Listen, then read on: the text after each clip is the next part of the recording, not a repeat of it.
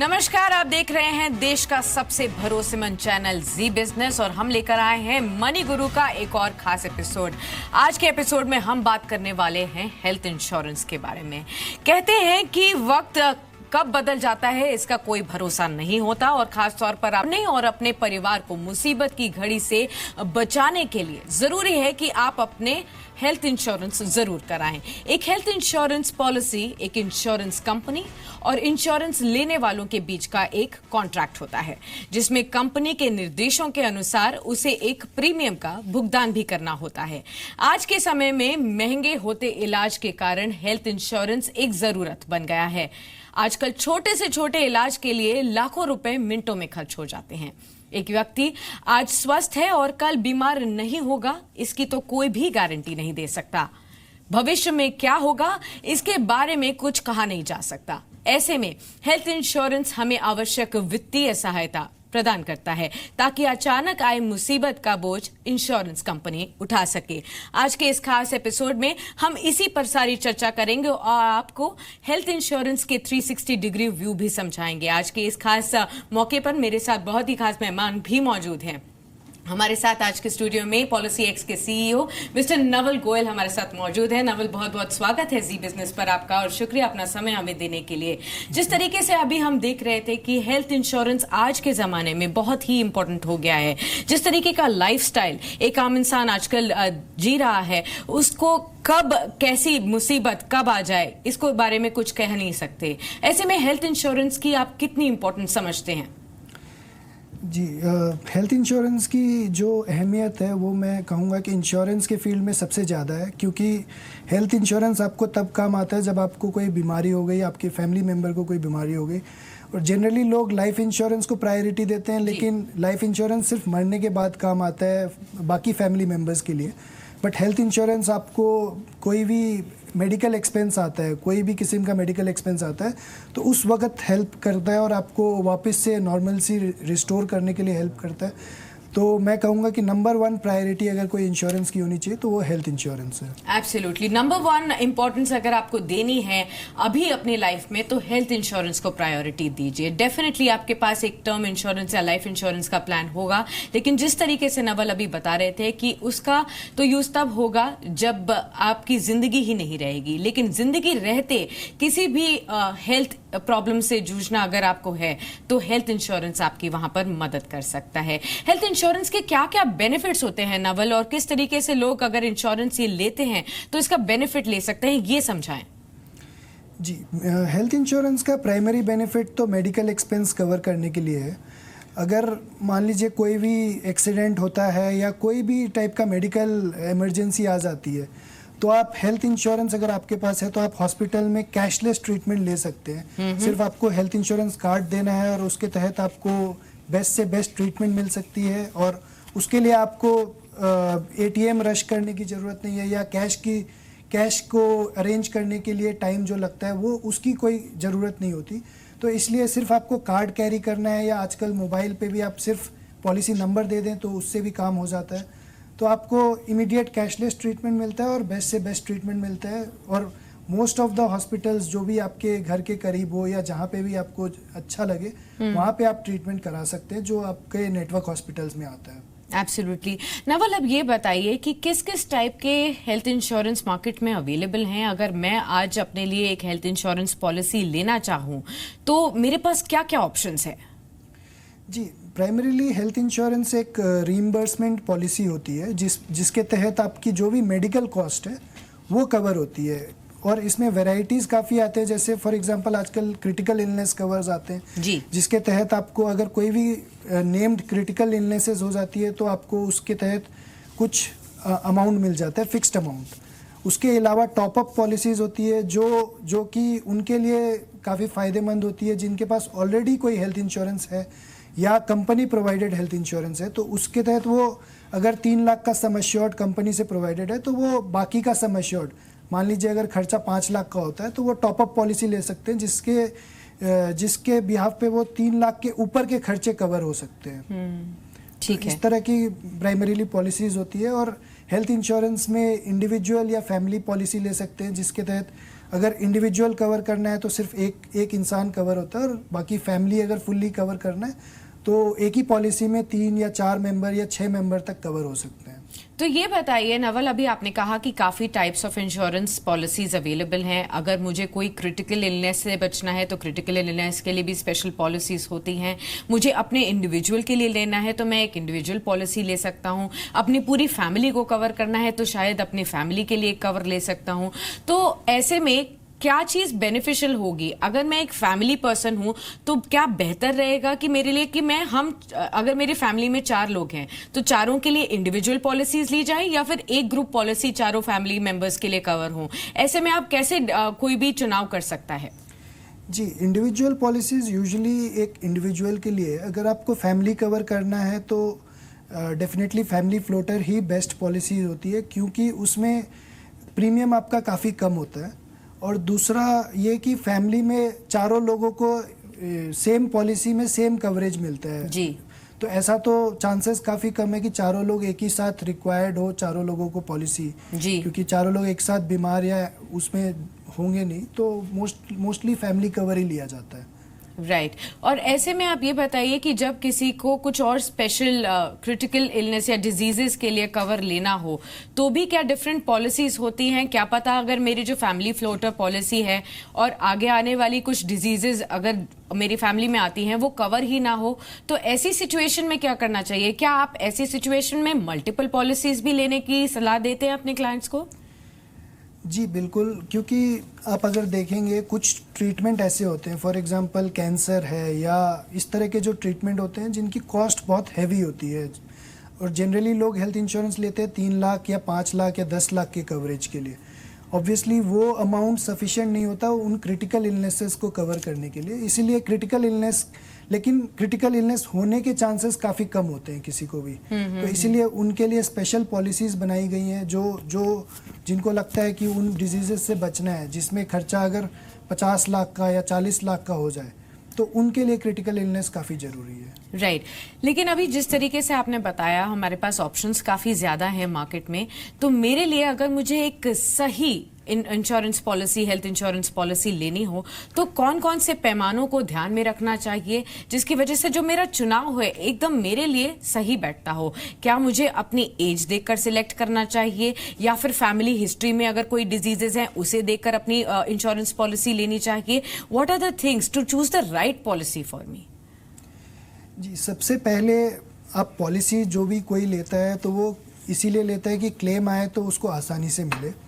तो मैं ये कहूँगा कि सबसे पहले तो उनको ये चेक करना चाहिए कि उनके आसपास के जो हॉस्पिटल्स है वो उस कंपनी की लिस्ट में है या नहीं है, नेटवर्क हॉस्पिटल लिस्ट में है या नहीं है। क्योंकि अगर नेटवर्क हॉस्पिटल लिस्ट में होगा तभी उनको कैशलेस ट्रीटमेंट मिल पाएगा, जिसके तहत आप जब कार्ड दोगे तो आपका बस सारा काम हो जाएगा, उस कार्ड से आपको कोई कैश देने की ज़रूरत नहीं पड़ेगी। और उसके बाद जो पॉलिसी लेनी चाहिए उसमें फीचर्स होते हैं काफ़ी, जैसे कुछ पॉलिसीज़ में मैटरनिटी बेनिफिट्स कवर्ड है, तो अगर आप उस एज से गुजर रहे हैं या उस फेज़ ऑफ लाइफ से गुजर रहे हैं तो आप मैटरनिटी कवर ले सकते हैं। ऑब्वियसली वो पॉलिसीज़ थोड़ी महंगी होती हैं जिनमें ज़्यादा कवरेज होता है, लाइक मैटरनिटी कवर और ओपीडी कवर। जैसे ओपीडी एक्सपेंसेस जनरली हमारे हेल्थ इंश्योरेंस में कवरेज नहीं होती। हेल्थ इंश्योरेंस में सिर्फ वही चीज़ कवर होती है जिसके लिए आप 24 आवर्स हॉस्पिटलाइज्ड हो, एटलीस्ट 24 आवर्स, या फिर डे केयर ट्रीटमेंट्स। तो उसके लिए आप अगर ओपीडी भी लेना चाहें तो उसके लिए थोड़ी महंगी पॉलिसीज होंगी, बट ओपीडी कवरेज मिल सकता है। एब्सोल्युटली। तो ये कुछ बातें डेफिनेटली बहुत इंपॉर्टेंट है जो यहाँ पर नवल ने बताई है कि जो कवरेज लिस्ट ऑफ हॉस्पिटल्स है उसे ज़रूर ध्यान में रखें जब भी आप कोई इंश्योरेंस पॉलिसी लें। तो ये मैं जानना चाहती हूँ, ऐसे में ये सवाल उठता है नवल कि अगर मैंने कोई फलाना इंश्योरेंस पॉलिसी ली है, उसकी कवरेज लिस्ट को भी मैंने देखा है, आसपास के हॉस्पिटल्स में वो कवर्ड भी है, लेकिन जिस वक्त मुझे कोई भी डिजीज हुआ या फिर कोई भी अचानक मेरे साथ हेल्थ प्रॉब्लम हो गई और मैं वहां मौजूद नहीं हूं जहां पर ये लिस्ट ऑफ कवरेज हॉस्पिटल्स हैं, ऐसे में क्या सिचुएशन बनती है? ऐसे में कोई प्रॉब्लम नहीं है, आप अपने जेब से पैसा दे के बाद में रीइंबर्समेंट क्लेम कर सकते हैं। बस इसमें एक ही नेगेटिव है कि आपको एक बार के लिए कैश देना पड़ रहा है और फिर क्लेम के लिए अप्लाई करना पड़ रहा है। वेरेज आप कार्ड दोगे तो आपका सब कुछ ऑटोमेटिकली हॉस्पिटल ही कर देगी, जो कि आपको पेपर डॉक्यूमेंटेशन वगैरह कुछ नहीं करना पड़ेगा उस सिनारियो में। चलिए, तो ये भी मान सकते हैं कि ऐसा जरूरी नहीं है। आपने उन हॉस्पिटल्स में तो डेफिनेटली कैशलेस ट्रीटमेंट आपका हो जाएगा अगर आप वहां हैं और कोई भी हेल्थ प्रॉब्लम आती है, लेकिन आप बाय चांस आप अपने घर में नहीं हैं, आप किसी और शहर में हैं, किसी और देश में हैं। हाँ, ये सवाल अब एक और उमड़ता है, अगर मैं किसी और देश में हूं तो जो क्या हेल्थ इंश्योरेंस पॉलिसी मैंने ली है, क्या वो ओवरसीज एक्सपेंसेस को भी कवर करती है? मोस्ट इंश्योरेंस इन इंडिया ये ओवरसीज़ कवर नहीं करती, बट कुछ कंपनीज है जैसे सिग्ना टीटीके, उनकी पॉलिसी में ओवरसीज़ कवर भी वो प्रोवाइड करते हैं। वो एक मेन फीचर है उनकी पॉलिसी का, बट मोस्ट कंपनीज नहीं अलाउ करती फॉरेन ट्रीटमेंट्स। एब्सोल्युटली। तो आपको ये भी ध्यान में रखना चाहिए कि अगर आप ज्यादा ओवरसीज रहते हैं तो एटलीस्ट आप ऐसी पॉलिसी का चुनाव कीजिए जिसमें एटलीस्ट आपके ओवरसीज एक्सपेंसेस हों, वो डेफिनेटली कवर्ड हों। अगर आप ज्यादातर भारत में ही रहते हैं और किसी भी और शहर में जाके हॉस्पिटलाइजेशन चार्जेस या फिर कोई भी आपको ट्रीटमेंट चार्जेस देने पड़ सकते हैं, तो आपकी हॉस्पिटलाइजेशन जो भी इंश्योरेंस पॉलिसी है वो रीइंबर्स कर सकती है आपके सभी बिल्स को। लेकिन आपकी जो प्राइमरीली इंश्योरेंस पॉलिसी है उसके चारों ओर जो भी हॉस्पिटल्स कवर्ड होते हैं उसकी लिस्ट को भी आपको डेफिनेटली ध्यान में ही रखना चाहिए। आगे बढ़ते हैं। नवल, आपसे अब ये जानना चाहेंगे कि कोई भी एज लिमिट होती है क्या इंश्योरेंस पॉलिसी लेने की, या फिर अगर मैंने आज अगर कोई बंदा 20 साल का है, अगर उसने इंश्योरेंस पॉलिसी ली है तो आगे जाते हुए किस तरीके से बदलाव होंगे, ये भी समझाइए। जी, हेल्थ इंश्योरेंस में जनरली कोई IRDA प्रिस्क्राइब्ड लिमिट नहीं है, बट जैसे जैसे एज बढ़ती है तो प्रीमियम बढ़ता जाता है और कंपनीज़ के पास ऑप्शन होता है कि आपकी पॉलिसी वो एक्सेप्ट करे या ना करे, राइट। तो जनरली जब हायर एज हो जाती है तो कंपनी को पता है कि क्लेम आने के चांसेस बढ़ जाते हैं, तो एक तो वो प्रीमियम बढ़ा देते हैं और दूसरा डिक्लाइन के चांसेस बढ़ जाते हैं कि वो पॉलिसी एक्सेप्ट ही नहीं करेंगे। और एज के जैसा कि आपने कहा 20 साल की उम्र में अगर प्रीमियम X आ रहा है तो वो जनरली 10-15 साल की गैप में बढ़ता जाता है, और कुछ कंपनीज के लिए वो हर साल बढ़ता है। तो एज के साथ प्रीमियम बढ़ता जाता है और एक लिमिट होती है कि इस एज के बाद हर कंपनी वो अपनी अपनी लिमिट प्रिस्क्राइब करती है कि इस एज के बाद के लोग हम एक्सेप्ट नहीं करेंगे। राइट। तो नवल, आप ये भी बताइए कि क्या प्रीमियम्स को लेकर जिस तरीके से कुछ सवाल हैं मेरे पास, पहले कि जैसे जैसे एज बढ़ती है प्रीमियम्स क्या चेंज होते हैं, किस परसेंटेज से चेंज होते हैं, और क्या अगर मैं इंडिविजुअल या फिर ग्रुप पॉलिसी लेती हूँ तो भी ये प्रीमियम्स फर्क होते हैं क्या? जी बिल्कुल। अगर आप इंडिविजुअल ले या फैमिली फ्लोटर ले, वो एज फैमिली फ्लोटर के केस में वो एल्डेस्ट मेंबर का एज कंसिडर करता है और उसके बिहाफ पे जो भी एज इंक्रीज होती जाती है वो पॉलिसी की प्रीमियम इंक्रीज होती है। कुछ कंपनीज क्या करती है, वो हर साल हर एज के लिए उन्होंने प्रीमियम अलग अलग प्रिस्क्राइब किया हुआ है, तो वो हर साल कुछ परसेंटेज बढ़ाती है। और कुछ कंपनीज ने स्लैब बनाया हुआ है कि 25 से 35 की एज में ये प्रीमियम होगा और फिर 36 से 45 की एज में ये प्रीमियम होगा। तो वो एज के साथ बढ़ता है, बट जरूरी नहीं कि हर साल बढ़े हर कंपनी के लिए। नवल, अब आपसे जानना चाहेंगे, खास तौर पर देखा जाए एक हेल्थ इंश्योरेंस पॉलिसी का बेनिफिट तो डेफिनेटली ये हुआ कि मेरी हेल्थ इंश्योर्ड है, आगे जाते हुए अगर मेरे हेल्थ पर कोई भी डिजीजेज या मेरे को कोई भी हेल्थ प्रॉब्लम्स होती हैं उसको लेकर मैं इंश्योर्ड हूं फॉर श्योर। लेकिन कुछ और बेनिफिट्स, क्या टैक्स बेनिफिट्स भी ऐसी पॉलिसीज पर अवेलेबल होते हैं? जी बिल्कुल। आप अगर अपनी पॉलिसी लेते हैं तो 25,000 तक का 80D टैक्स बेनिफिट मिलता है, और अगर आप अपने पेरेंट्स के लिए लेते हैं जो 60 ईयर्स से अगर ऊपर है तो आपको एडिशनली 30,000 का और बेनिफिट मिलता है उनके प्रीमियम के लिए। राइट। जब आपने सीनियर सिटीजन्स की बात करी तो मैं ये भी जानना चाहती हूँ कि सीनियर सिटीजन्स के लिए भी, क्या पता आज कई ऐसे सीनियर सिटीजन्स हैं जिन्होंने अभी तक कोई इंश्योरेंस पॉलिसी नहीं ली, तो क्या वो एलिजिबल होते हैं एक इंश्योरेंस पॉलिसी लेने के लिए, और क्या कुछ कॉशियसनेस उनको लेना चाहिए अगर वो कोई भी पॉलिसी यहाँ पर चुनाव करते हैं तो? जी बिल्कुल। सीनियर सिटीज़न पॉलिसी इनफैक्ट काफ़ी कंपनीज़ ने सीनियर सिटीजन्स के लिए स्पेशल प्लान्स निकाले हुए हैं जो 60 प्लस के लिए अवेलेबल होता है, और उन प्लान्स में जनरली क्या होता है कि को पेमेंट एप्लीकेबल होता है। को पेमेंट का मतलब है कि अगर 100 रुपये का खर्चा है तो अगर 20% का को पेमेंट है तो 20 रुपये अपनी जेब से देना होता है और 80 रुपये इंश्योरेंस कंपनी देती है। क्योंकि ये सीनियर सिटीजन्स के लिए है जिनको कोई पॉलिसी जनरली नहीं मिल सकती थी, तो वो को पेमेंट की वजह से उनको मिल जाती है। तो यहाँ पे ये बेनिफिट है कि सीनियर सिटीजन्स के लिए वो को पेमेंट वाली पॉलिसी ले सकते हैं। एब्सोल्युटली। तो को पेमेंट वाली पॉलिसी सीनियर सिटीजन्स अवेल कर सकते हैं और कई ऐसी इंश्योरेंस कंपनीज हैं जिन्होंने स्पेशली सीनियर सिटीजन्स के लिए पॉलिसी निकाली है। तो अगर आप इस शो को देख रहे हैं और आप सीनियर सिटीजन हैं तो डेफिनेटली ऐसी पॉलिसीज के लेकर रिसर्च कर सकते हैं। आगे बढ़ते हैं। अब नवल, आपसे ये जानना चाहते हैं कि काफी कंफ्यूजन रहता है आम लोगों में एक हेल्थ इंश्योरेंस पॉलिसी को लेकर और एक मेडिक्लेम पॉलिसी को लेकर, दोनों में फर्क क्या है? जी, ये बेसिकली दोनों सेम ही टर्म्स है। हेल्थ इंश्योरेंस और मेडिकल इंश्योरेंस जनरली लोग मेडिक्लेम बोलते हैं, वो यूएस का टर्म है। यूएस में जो गवर्नमेंट प्रोवाइड करती है उसको मेडिक्लेम बोलते हैं। तो वेरेज इंडिया में मेडिकल इंश्योरेंस, हेल्थ इंश्योरेंस सारा सेम है, वो इंटरचेंजेबल यूज़ होता है। ऑलराइट। और किस तरीके की मेडिक्लेम पॉलिसीज होती हैं? सेम ही है, जो हेल्थ इंश्योरेंस पॉलिसीज़ है वही मेडिकल इंश्योरेंस पॉलिसीज़ है। जस्ट दैट लोगों को ये दो अलग चीज़ें लगती है, बट एक्चुअली ये है सेम ही। लेटेस्ट हमने सुना है नवल एक यूनिट लिंक्ड हेल्थ प्लान, ये क्या है, इसके बारे में कुछ बताएं। Unit linked health plan basically life insurance companies ने निकाला है, क्योंकि लाइफ इंश्योरेंस कंपनीज वैसे हेल्थ इंश्योरेंस नहीं बेच सकती क्योंकि उनके पास जनरल इंश्योरेंस का लाइसेंस नहीं होता। तो उन्होंने हेल्थ इंश्योरेंस मार्केट टैप करने के लिए unit linked health insurance plan निकाला है, जिसके तहत ये जनरली हेल्थ इंश्योरेंस पॉलिसी 1 साल की होती है, तो ये यूनिट लिंक्ड पॉलिसीज़ लंबे टेन्योर की होती है, 15 साल 20 साल। एक लाइफ इंश्योरेंस की तरह बिहेव करती है, जिसमें आप हर साल प्रीमियम देते हो और आपके अकाउंट में कुछ पैसे डल जाते हैं और कुछ हेल्थ इंश्योरेंस कवर करने के लिए होते हैं। एब्सोल्युटली। साथ ही आप ये भी बताइए नवल कि एक टॉपअप हेल्थ प्लान क्या होता है? टॉपअप हेल्थ प्लान उनके लिए होता है जिनके लिए ऑलरेडी कवर है, या जो बोलते हैं कि फॉर एग्जांपल आपको लगता है कि 4 लाख तक के एक्सपेंस आप अपनी जेब से दे सकते हो, बट अगर ज़्यादा एक्सपेंस हो जाता है तो आपको कवरेज चाहिए। तो टॉपअप प्लान एक लिमिट के बाद स्टार्ट होता है। फॉर एग्जांपल अगर 4 लाख का टॉपअप प्लान है और वो 4 लाख की लिमिट के बाद स्टार्ट हो रहा है, तो आपका इफेक्टिव कवर 4 लाख के बाद शुरू हो रहा है। तो मतलब बेसिकली वो काफ़ी सस्ते होते हैं, क्योंकि ऑब्वियसली पहला 4 लाख का एक्सपेंस आप अपनी जेब से दे रहे हो, उसके बाद कोई एक्सपेंस होता है तो वो टॉपअप प्लान में से कंपनी देती है।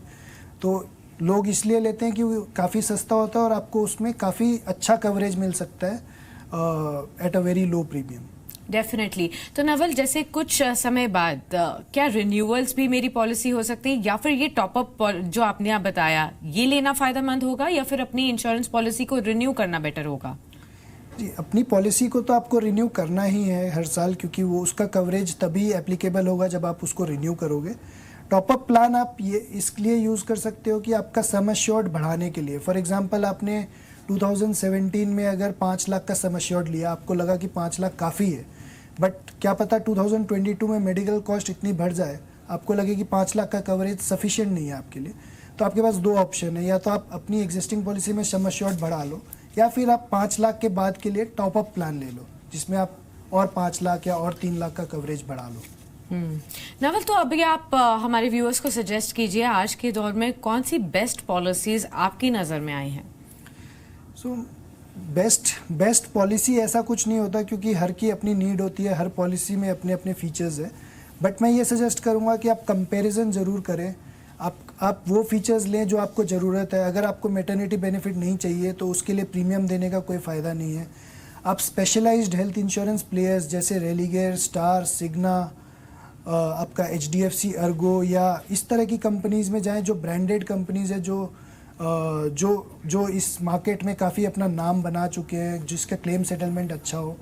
और मतलब बाकी प्लान्स वाइज आप अपना रिसर्च करके अपने नीड के हिसाब से प्लान लें, रादर देन एक ऑल सारे फीचर्स लेने का कोई फ़ायदा नहीं है अगर आपको उसके यूजेज नहीं है तो। ये बहुत ही इंपॉर्टेंट पॉइंट है नवल कि अगर मैंने देख लिया है कि मुझे इन डिजीजेस के लिए ही कवर करना है, तो मुझे जबरदस्ती 10-15 और डिजीजेस को कवर करने की जरूरत नहीं है। मुझे अपने नीड के हिसाब से ही इंश्योरेंस पॉलिसी का चुनाव करना चाहिए। नवल, अब ये बताइए कि काफी सारी ऐसी पॉलिसीज है जिनकी रेटिंग होती है। ये रेटिंग जो होती है ये किन पैमानों पर होती है और किसकी रेटिंग पर मुझे अपना ओपिनियन बेस करना चाहिए और तब चुनाव करना चाहिए? जी, ये रेटिंग जनरली लोग अपनी अपनी तरीके से देते हैं, बट मैं सजेस्ट करता हूँ कि ये सब रेटिंग्स के ऊपर आप ना जाएं, क्योंकि IRDA वैसे भी हम लोग जैसे एग्रीगेटर्स को रेटिंग देना अलाउ नहीं करते, क्योंकि उसका एक ही रीज़न है कि रेटिंग बायस्ड होती है और ये रेटिंग देने के जो फंडामेंटल्स है या जो बैकग्राउंड है वो क्लियर नहीं होते लोगों को। तो अब फीचर वाइज ही कंपैरिजन करें रादर देन रेटिंग देख के, क्योंकि रेटिंग हर वेबसाइट अपने हिसाब से कर सकती है। राइट नवल, बस आखिरी सवाल आपसे ये होगा, हमारे जो भी व्यूअर्स ये शो देख रहे हैं उनको आप बताइए, अगर वो इंश्योरेंस पॉलिसी के लिए आज चुनाव करते हैं तो कौन सी ऐसी 3 बातें होंगी जिनका उनको सबसे ऊपर ध्यान रखना चाहिए? नंबर 1 नेटवर्क हॉस्पिटल, नंबर 2 जो बेनिफिट्स कवर्ड है, और नंबर 3 को पेमेंट है या नहीं है। एब्सोल्युटली। तो यहाँ पर आपको सम अप करते हुए भी बता दिया है नवल ने कि किस पैमानों पर आपको अपनी इंश्योरेंस पॉलिसी का चुनाव करना है। बहुत बहुत शुक्रिया नवल, हमारे साथ इस खास शो पे मौजूद होने के लिए और इंश्योरेंस पॉलिसी के बारे में 360 डिग्री व्यू हमारे व्यूअर्स को समझाने के लिए। इसी के साथ इस एडिशन को हम यहीं समेटते हैं। कल एक और खास एडिशन लेकर हम मौजूद होंगे, एक और खास एक्सपर्ट हमारे साथ मौजूद होंगे। आप भी बने रहिए और एक छोटे से ब्रेक के बाद खबरों का सिलसिला जारी रहेगा जी बिजनेस पर। नमस्कार।